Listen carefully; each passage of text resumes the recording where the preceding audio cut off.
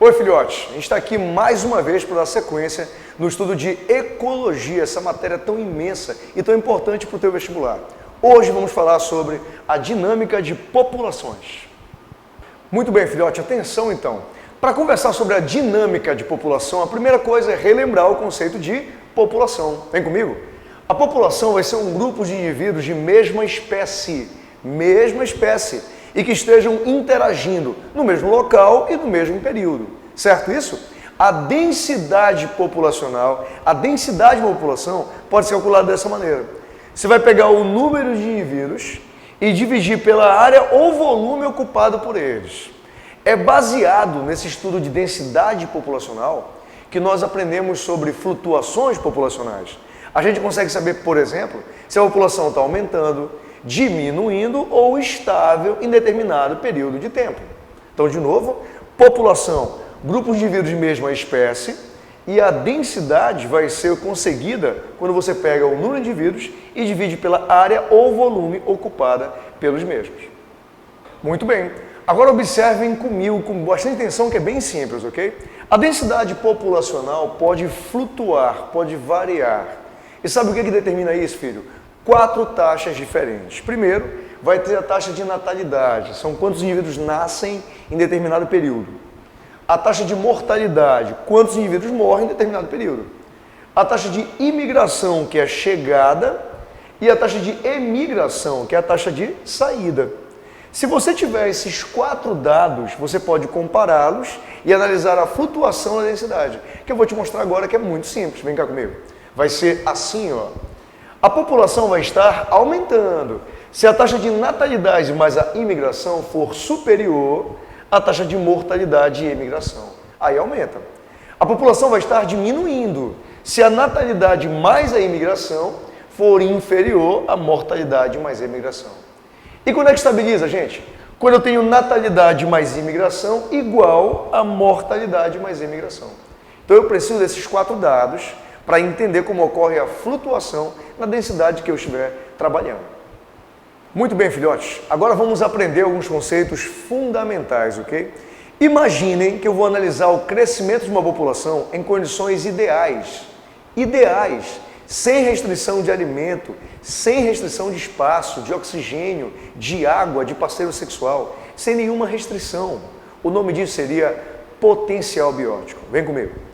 O potencial biótico é a capacidade de crescer de uma população em condições ideais, ou seja, zero restrições, zero. Mas atenção para cá.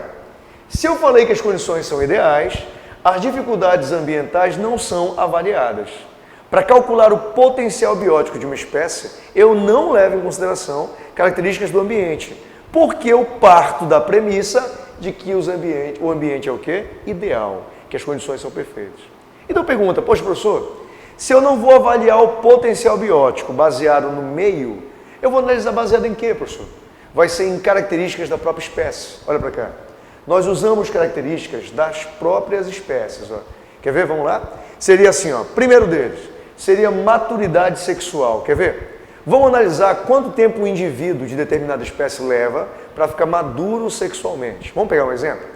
Na espécie humana, diz-se que as mulheres estão maduras sexualmente quando menstruam. Isso acontece entre 8 e 12 anos de idade, ok? O segundo fator seria tempo de gestação. Quer ver um exemplo? Em nós, seres humanos, uma mulher grávida leva 9 meses de gestação. E o terceiro fator seria a quantidade de descendentes por gestação. Vamos pegar um exemplo? Em nós, seres humanos, o normal é que uma mulher tenha um bebê por gravidez. Agora vamos comparar com as moscas. Você acha que a maturidade sexual de uma mosca ocorre mais cedo ou mais tarde que a do homem? Muito mais cedo. Quando aquele ovinho eclode, em poucos dias a mosca vai estar madura sexualmente. Se você pegar o tempo de gestação, o tempo que uma mosca leva de gravidez é muito menor do que o nosso. E se você pensar na quantidade de descendentes que uma mosca gera por gestação, meu Deus, é muito maior do que nós geramos. Portanto, nós estabelecemos um gráfico que é este aqui. Reparem que o potencial da mosca, o potencial biótico, é maior do que dos seres humanos. Sabe por quê? Porque as moscas vão ter um tempo para maturidade sexual menor, um tempo de gestação menor e porque gera uma quantidade muito maior de descendentes.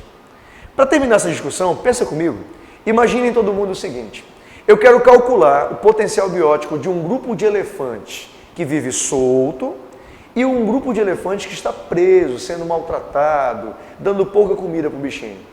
Pensem quem tem o maior potencial biótico, a população solta ou a presa. Pensa um pouco. Pensou? As duas são iguais, filho. Sabe por quê? Porque na hora de calcular o potencial biótico, nós levamos em consideração apenas as características da espécie. Nós não levamos em consideração as dificuldades. A gente imagina que as condições são o quê? Ideais. Muito bem, filhote, agora entenda comigo. Nenhuma população pode crescer de acordo com seu potencial biótico. Não pode. Se nós crescêssemos acima das condições ambientais, acima do que o meio suporta, nós morreríamos. Nós entraríamos em extinção. Por isso existem fatores que regulam o nosso crescimento populacional. E eles são chamados, sabe de quê? Vem cá. Resistência ambiental. Eu separei os 4 principais fatores para você conhecer. Predatismo. Predadores regulam a população de presa, como a presa regula do predador. O segundo é competição. Quando o número de indivíduos de uma população aumenta, a briga entre eles se torna muito mais acirrada. O terceiro é parasitismo, porque parasitas controlam a população de hospedeiros e vice-versa. E variação climática, ou seja, quando acontece uma variação no clima de determinado local, muitos indivíduos saem desse ambiente porque não suportam a variação climática, por exemplo. Esses 4 fatores, predação, competição, parasitismo e variação climática, vão ajudar a você entender a variação de densidade populacional. Por quê? Porque não permitem que ninguém cresça de acordo com o seu potencial biótico. Muito bem, filhote. Agora nós vamos incluir tudo que nós falamos em um gráfico. Observem lá para cá. Imaginem que esse eixo representa o número de indivíduos de uma população e esse eixo representa a variação do tempo, ok? Reparem bem, essa linha pontilhada de amarelo, bem aqui, ó, estão vendo? Isso representa a chamada capacidade de suporte, ou seja, é a capacidade máxima que o ambiente suporta de um crescimento populacional, ok? Essa parte aqui do gráfico que você está analisando comigo, ó, isso aqui representa o potencial biótico, ou seja, a capacidade de população tem de crescer em condições ideais. Reparem que ele ultrapassa a capacidade de suporte, porque ele é teórico, tá?